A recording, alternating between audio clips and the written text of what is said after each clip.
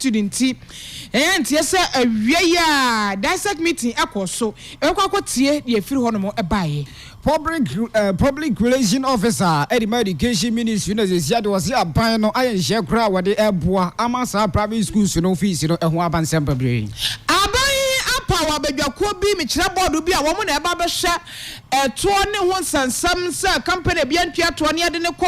eye court ne ho nsam nyina sa board yi ebe ye ho adwuma Most Reverend Joseph Ajekum every fantasy yade wo kasa nyina wose Ghana ha kwanya ye fa so etu foma gudie na nya kra Sanso na ye Kopek for ade aba to dwa se go for oil fan wo no aba no se wo mo cheche na tretre ko Ghana fa na ba biara se ehumfa so bia oso de a ene sa go for oil do no ye nyai enwure nsem bi ka wo mo ne atrase a ya ba kenkan ade asom Bullet Fashion Center ena ye kase ho kanyina da wafa akenkan fo no ayeme mrantie nua ba ma me efom wa kafena mene Brahma Sam Kofi Douglas Jidin Ansanwo Yanko Jantra Kwane so na fe ya matransem ne so Sikka FM track wine yan ye kro Sikka FM 89.5 Yes Suma Santimai Sikka FM 89.5 Yes Suma Santimai Yes Suma Santimai ne Ghana man ye wiase nyina ka ho afai ma yenwura esomne mo ankasa ye frase ewo eye esachira east mesino emu ho and Krabia Santa Technical and Vocational Institute ewo na womani bofo mo na mo apaso a ni nyina ne se na wotwe wie ya de suafo no sese ne ma hudo bebre ewo sukuru mu abasabasa ye kwaso no na nyasem keto kra ni nyina ne se de suafo wo no sesi a ne se omo esenias akwatwe wasi so hwe no ankoye kra amfa ma wo mo se de municipal say no enye wo mo juniors ne de enti omo mo akwa ma seniors ne ne ahenya hodo ma sese ni sukumu ho dani ho aduane nyina da o ma sese ni nyina ama chesa nyasem ketwa de etete ne se sesi wo mo de company credo atu sukuu ni mu na wiei ani chese mpenifo ya mo hwe bamba ho nsam aso awo sache east mansino emu mecha district security council no wo mo ayenhyamu afa sabasabasa no a disuafo no aye no eho ani sukuu ya yatete se wo mo atumi na yepese kwa homa ne so na ye ne assembly member wo no ewo asokore east abatom peso so akobon komo honorable Kofi Ajayi ye bisa nse dissect meeting no adie na afri mo aba sukuu no no kura so o matumu ampa dissect ne se meeting na se no mo se da be no mba bie adie yankasa no mo ko bobo ho ye ba homa no ye nsaka honorable a ye no abebon komo na de kwaso meeting na se biada babom ade asom ye ye free sansem na fe ye fansa fo ni nyina ensama wo Sikka 89.5 so a emre you ni say you are tell we good for oil do ana ban no epese wo ye na timi bua ma fango enso eba form na no ne fell consignment ya ba ye nyina ye ni age wo ho a ye hwe se ebetimi aboa ma ye dwumadi ye di Ghana ha ni nyina akofom pa na no nam so ema Atlantis gold express so no a mo Ghana ha yi wo boni nsem nyina atu ani mi se aban no nchecheye no wa ye no a ese ebe boa ma timefo nyina ye ho atoye no omo so egu omadwuma pa se ne se wonti na omo kire ne sa omo je se aban gold oil policy no ode ba ye ne ke be boa ma timefo nyina ye ho atoye de nanso e kama ko se omo so dwumadi amudie no eba ne se omo kra gold ni ade omo de exportation na omo de kwa manfo kwa so na ma bibia atima boa ma dwumadi no eno so akọ animu eno so kenya omo adwuma pa emu de no na omo de atu aban ni mi se sansensem no a ene no ma hudo pi no aban na bomoden na oye no enya de se ekotia omo pa na omudi nsem nyina atu anu no mo chese 1000 jobs mabunu kuo ahodo pi no mo so ewa adwuma no a ebetima abo mo manya adwuma bi eso atima ye no enya de se betima abo mo kra vi se adwuma no kiri se ne no man ekọ wo mo so adwuma egu pa na no nam so ema mo ni nsem tu aban ni bi se nkebe ya sa nsem no mo eye no ene ho nsem a good for oil no atima ba no sa no mani nyina emo kra na no nam so ema CEO enima sa chimbe yi wo ni nsem nyina atu anu bi se be yanka ba no oye bi fa yewura Daniel Krampa Sikka Kase3. Our rules as intermediate will be phased out. We have been told. So, but what we are also saying is that government will also lose because the PMMC charges a fee of 0.25% on the value of gold that is exported, which we have estimated to be about 3 million, the city equivalent of 3 million cities annually. GRA will also lose 1.5% of the value of gold that is exported.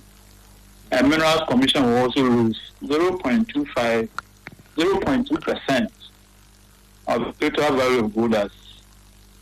small-scale mining sustainability fee. And we are also saying that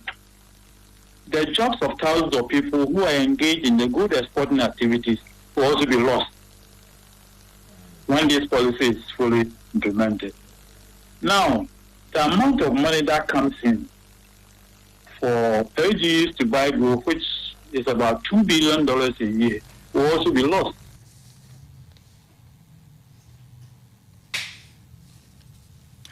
Oh yeah, and a Jawadi Semina at 20 minutes. Sanma, we are ban 8 me aya amajumedia, one person we didn't Akoswano. As well as we be Brinois, and so ever about if he says, I'll go for oil policy and another bit mabua. Now, we are not to marketing company or more share. I'm a good one, and some of course when you is almost with me, say, and Wakano. And we also fear that artisanal and small-scale mining gold production, which is around about 36% of the total national gold production, will also decrease. And smugglers will have a field day because the test that will be left by AGEs will be occupied by these smugglers. And we also fear that there will be a lot of litigations because existing arrangements will be cancelled because licensed gold exporters won't be allowed to export gold to meet existing arrangements.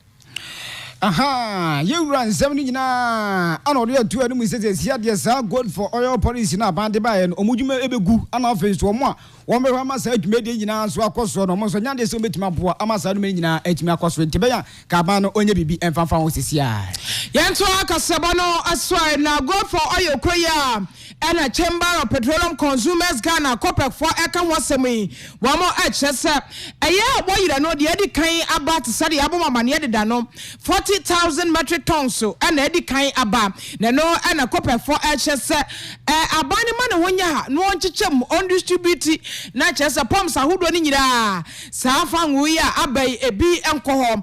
chamber of consumers for hse sa abani distribute na kodu pumps ni nyira omo hwe ni mo se ebema fango bo abafom ane go for oil no emma fango bro emra fom sabo no antimi amafom dia owura danka na amo ane ne nkofo chese na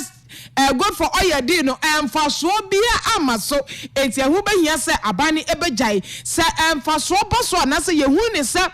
ama efango bo ate abafom dia ene na eye nigi sam ade mo my Ghana wose wo mo hwe ne mu se na wotwe di ne mu die chese ye be cheche fango nim na bia ko Ghana fa na hudo ba bia na no so mdo omani be die kire ahwese ama fango bo abafom ampa abafom dia ene na diri no eye emu ode ebebo Ghana se ama fom dia ene na ese ejai esanse be ye koto be kuma amfanfa so bia amre yen yenti owura dankan amoa.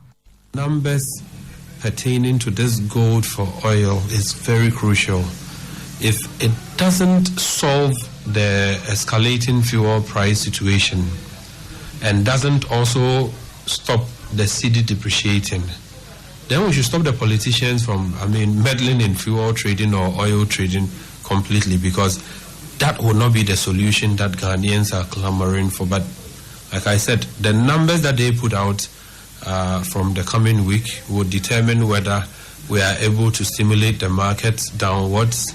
or we are able to sustain prices where they are, or there's some, benefits to be derived as a people. If there are no benefits, then it becomes, moot to go to the Bank of Ghana and say put money or pre-finance, fuel through the buying of gold. We'll simply get bent on all sides. Executive Secretary Edma Chamber of Petroleum Consumers COPEC Ora Duncan Amoa enono ba yenwura egomasiam we nani gina eyese nanwa da erebetu animu a wofo gina ensu se private schools no omo fees buaye denepa frisa bronya ye etwam obi ade ne dia ya akokɔ ne ade a enti enoma bebre wo hɔ a ehuruguri akosoro ana fensu o mem education sector no birebre no ensu se books bo enso ekosoro pa na teacher pa wo mo musu afi eye wo mo a wo mo de wo ma ekɔ ankrankra school me kire private schools yi ana bo de nsemina atu animu mo kyese private schools no as a fees ne boy dina se ni pa ko ni ba ma miensa ane wo school mu na fi wo da adwam pa na no nam so e ma o man mo kika ya ana kwaduru aban nim na Ghana ban nam se o ya batampenti watie afi wo se te sia de o de embra abi eba akwa mu abetima boa ma private schools no wo mo so e wan heha mo pa na no nam so e ma PR Edema Education Ministry panyi kwasi kwatin edition for nyina se sia de aban no atie pa na santi hye wo ye de aboa ama National Schools Inspectorate Authority for no wo mo so regulatory fees no se de bebetima boa na ho hye a aya na ankran school no ankasa tena se na fo mo bom tirimu na mo de ye mo dwumadi a betima bo wo mo na ankasa no enya de so mo so ebehwe kra na santi hye a aban eye beboa ama ankran school no wo mo so anha wo mo se de bia obi wo no to na opeso de ne ba ekọ private school a wa ne yama nche ne bio se bia abuo no ebekọ na ne nsem bia wo kan e de chance for na PCT. If you look at the education regulatory body which provides a framework upon which the various agencies under the Ministry of Education perform the individual rules, I give the mandate the National Schools Inspectorate Authority in terms of regulation of the private schools. But of course, on the subject matter about the fees, the Act does not explicitly provides for any clear mandate with regards to whether or not the NASIA or the National Schools Inspectorate can bound any institution to charge A amount or B amount. It is against that background that we spoke about the LI. So the LI is to give NASIA the mandate to be able to extend this or widen its scope when it comes to regulating the fees of private institutions. So, I mean, clearly, you are aware that within this country, you are unable to do anything outside the framework of the law. So, everything that we have to do have to be in tandem with the law. Openyi aso okejina de se betimi aboa mazisi anhye ya ban no ebehye na private schools emu fish no a na obede to nkofo etiri so na omwe mhye omo no sansem we eno de tu ani se aban anhye kura enche kura na owie no arodi biem eto so aban ani ankura kura bi na betena se na foma yes anhye no so yentie. If you look at a bill, at every point there is some level of stakeholder consultation or engagement that you have to go through. The drafting of a bill is not an event where you finish drafting a law and then table it before Parliament. It obviously has to go through a lot of processes. And so, yes, at this initial stages, the thought has been conceived, drafting has begun. There is also room for further engagement with all the stakeholders before it's escalated to the level of, let's say, the legislature for annual review and possibly passing this into an act. Anya TA a public relation officer Edema Education Ministry yewura kwasi kwate no so abanji hye we no sade we ehia se omotena sena fo menje hye a amanfo bebre no enso amade nche beba se bepima boa ama private school fees no enso aba fom pa yanto akasiare so na fe yenwura Sikka Kase3 na aban no apawo eye ekuo anasa board bi a yefra womosa Independent Tax Appeals Board na ni nyira alisa womo ba ba hye etua ne ho sensam nyumaku ahodo ye ya womontua to na ye de mra ene di eta womso akwagie sika ne ho nkro ne ba nyina da board yi e ba ba hye adwuma ni nyina na wonom aye na amafro safo ononyefo Kenneth kuntunkrunkun na ya wo fariata na wogire mu achese board yi wo paw eho antuma nyina da ene wo chese adwuma ye de ehe womsa no wono Finance Minister wo gidie wo board ni mu se won ba ya adwuma ese e de abo man no yenti no. I mean, the essence of the Independent Tax Appeals Board is essentially to provide a fair and independent forum for dispute resolution. As you know, there are lots of disputes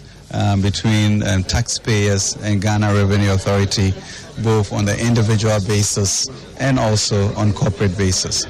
So we are hoping to bring a sense of fairness where we can hear issues quickly and effectively with people who are trained and experts in this area. So that really is a reason. As you know, recently the Supreme Court came out of a 4-1 decision on the issue of taxpayers paying 30% of an aggrieved amount before we begin to speak. So that has become, interpretation is clear, and it will facilitate that. This will also take the pressures on the GR administration and or the Ministry of Finance to know that they are experts who stand to protect both the citizen and what the Republic deserves. So it's a very exciting period. The amendments were done in 2020. It's taken us this long to get here, but we are here and we are very confident in the Ghanaians who are going to be on the board. And I am mindful of some phone when you're for Ken or for Riata. Yengra efoma gudie mutu e de digina yese Ghana hasoba efoma gudie mutu de ye yade pa na ne titiru ene channel fo no a yamo mo kwan ama mutu sa efoma gudie mo famra kwaso e de ye no de nam so mo pani pa most reverend Joseph Ajekumba Frifa ano wo super so wona ni wa nyina ne se efoma gudie no kwan a es yama wo kwan ama nkofo bidum eba o man Ghana mu ni Ghana fo so yenso awe ha ne ye di san nkofo no achi a yenso ye tan wachi ema Ghana ha ye foma gudi ahudo pinu ye tu enfam na kwaso no na yesese yensu ansuwa afei ye kwaye bretu ene mawdo pinu a na kadati da chebetima boa ma o manfo yensu ho to e pa se ye konkofo kuroso a na ye hwe ne pa ene no ma bi e wo ho na nka ani agye no yensu ye baye mamu a na sa yensu ansuwa na deda da ba bi a ja ubenya bi asa no so wanom no ni nyina eni aye brika na nam so ma opani a woda Catholic Catholic ano e okofedia Eastern Region ano di nsem nyina etu animu etrese omei empenifo binum ohwa yamomo ekwan a yedi tumi ahye won sase nkebe ya na nka wonhwe na efoma gudie no nyina emrase na aban no kra eye nhyehyɛ ya wode task forces ahodo pinu a eye sen ko betu efoma gudie no ase kra wo Ghana memu na afi eho nhyehyɛ no atima boa ma ye kwa ebretu ni yensuo ene adeade a yesa seri nyina na opani ekasa nyina na nebo enyo so kra ewo no ma binum a Ghana fo yare heha na enhyemu binum a ekɔ so ewo pebe John Senior High School no na otwe etwa mu ana ode ensem bi atu ani mokoforudua ho ana o se Ghana ha de sempanifo ye nhyehyɛ bi na se yehwɛ na efuma gudie de gina etima brasia yehwɛ kora na afi binum takira yama Ghana fo binum ene China fo bi enso na opani kasa ni nsem no na emu ya pa down to whoever the powers that be. Let's take this fight seriously, else the future is not good.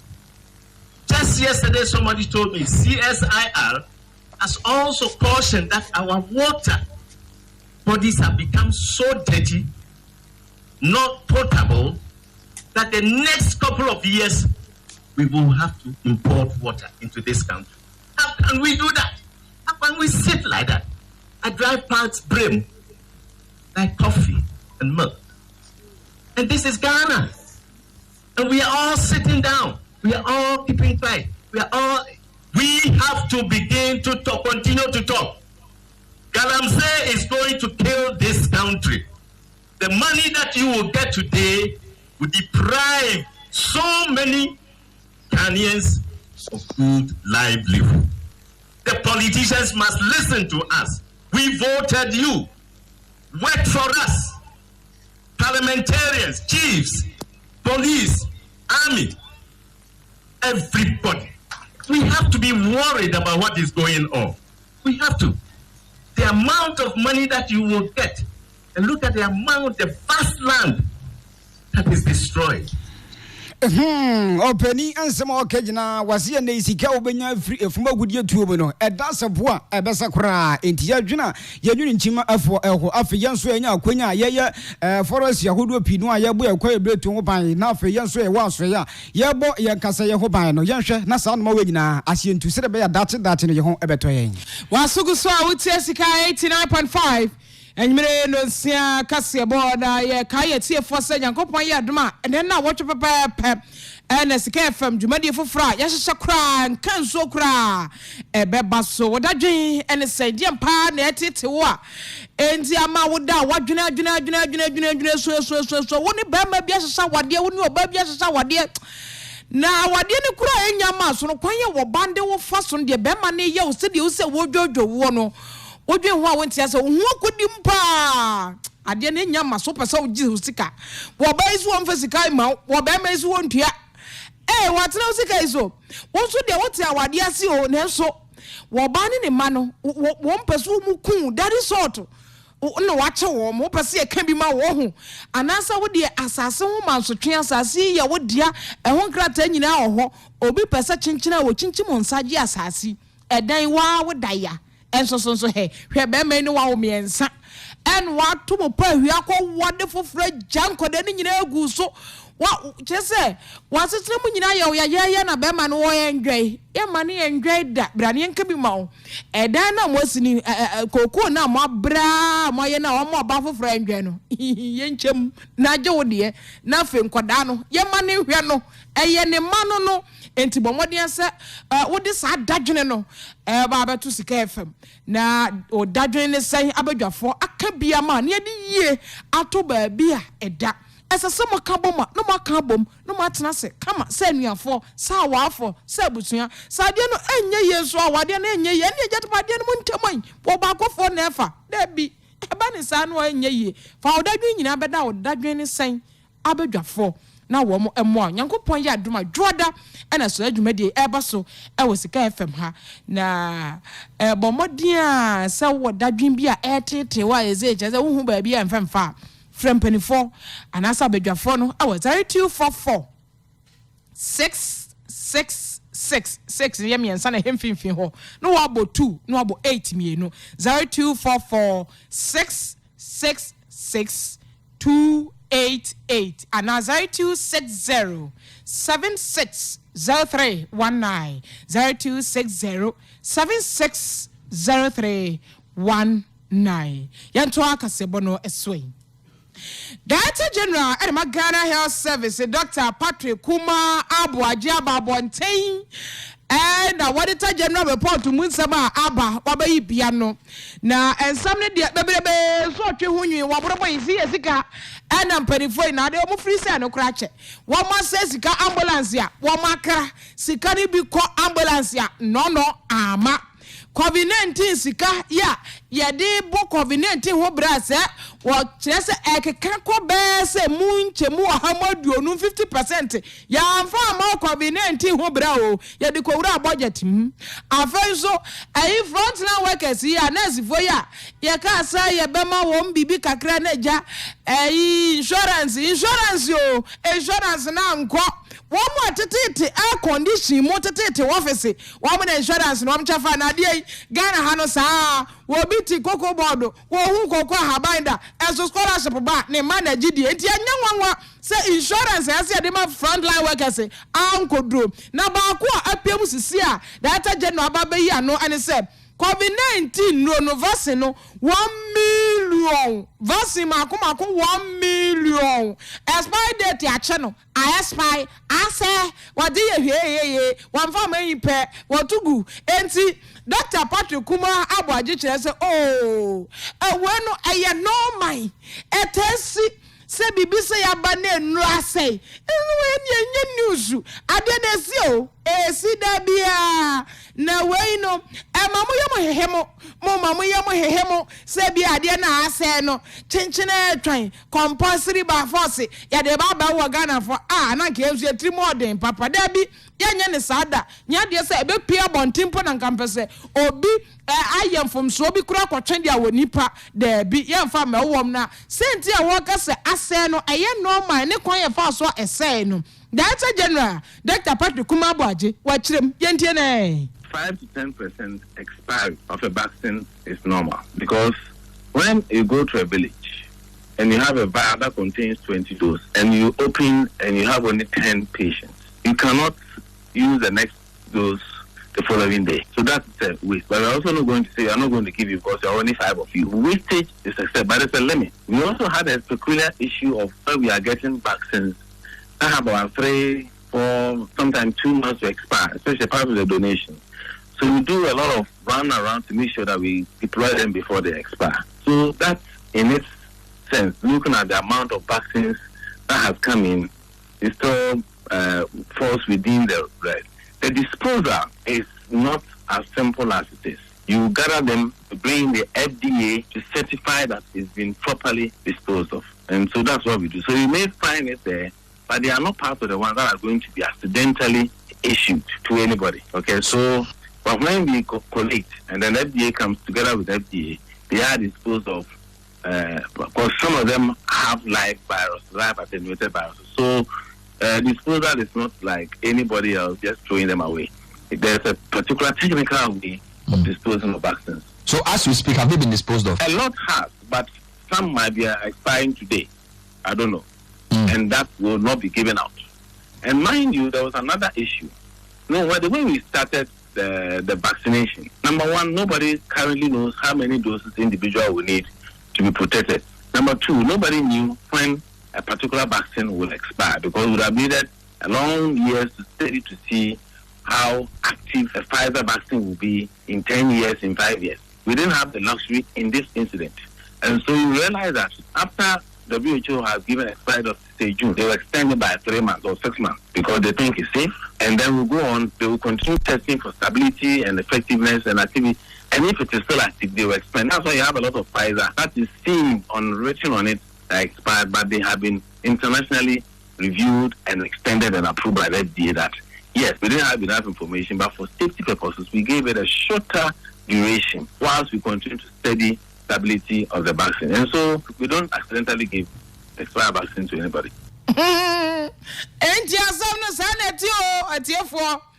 Dr. Patrick Kumabo Aje Data General,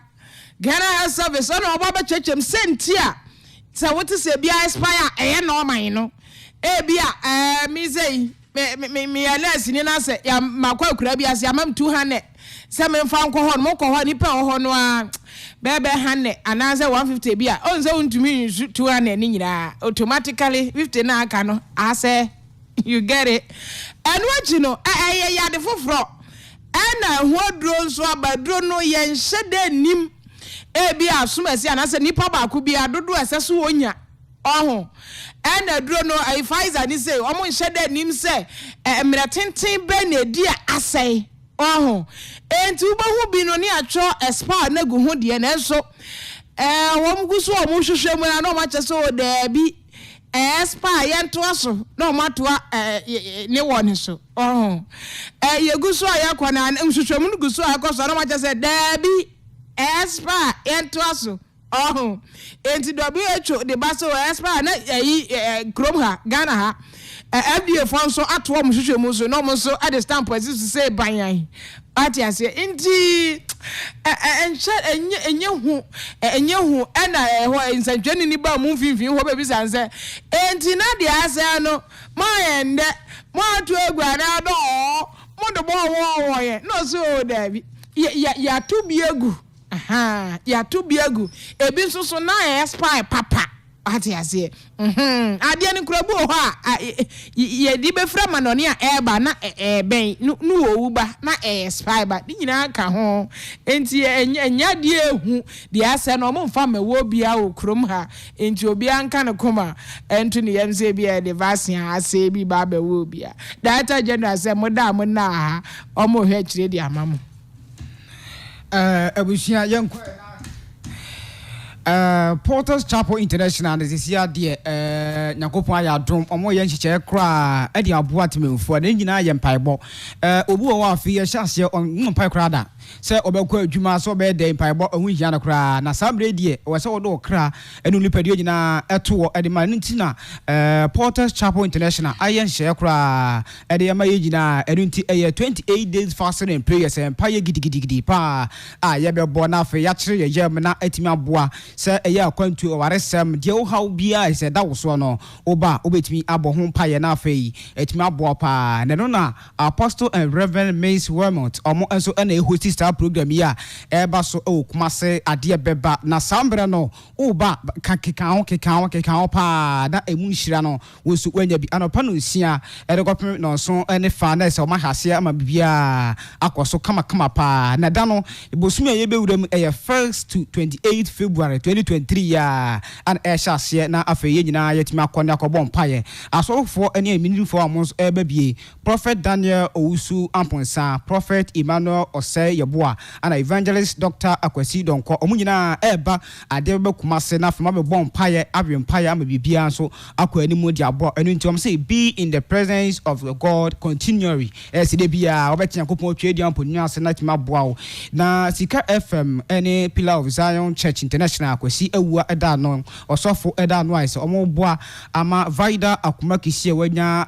Holy Heart akumomu yade a ese Dr. H says ye be ya ne say ye be ne surgery na sa surgery no sika ye hia $7,000 e betimi aboa ma abofran nkwa atimi akwa animu na aboa no na ye nyina yatimi asere na ne senti an yesre atiefo ene woma wonsem ewo bi obi bia a obetimi aboa so obesende o sika na so de beba Sikka FM ha na opesa wo sende a fafa 0594 569445 0594 569445 Sikka FM any din a ebeba busia ye nam asepa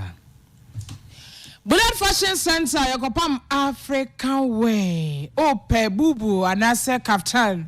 emane memanta de bia so pam ti style bia si wani so bia fabre bullet no pam am koda anta de wo pam ti koda ni uniform no ayen keto bi de to atuatue ni ade fabre na bullet pam ne kama mfama o no mbo eda form pa koda ni dos so wo discount ya wo de ebema mo de ne brenso ye adwuma nti bre obehye wo no bedru pepepe na che say pam ne kama ede amawo obesa pam ne ko surprise obi afa nipa ne full picture na faster ne ka ho material ne fa ka ho no pam ne kama emfa emma na chia kwa okro from here X5 echi free bullet was 0242767921 and 0248646720 Bullet Fashion Center. Let your outfit do the talking kase ne sio na se de call ma news management fo nyina kwa me ofori aboje wo ho sanso en Jenna Black Goddess oba pastor nkanjutwire nkokra ya mountain farm see evangelist mame oho enafe ella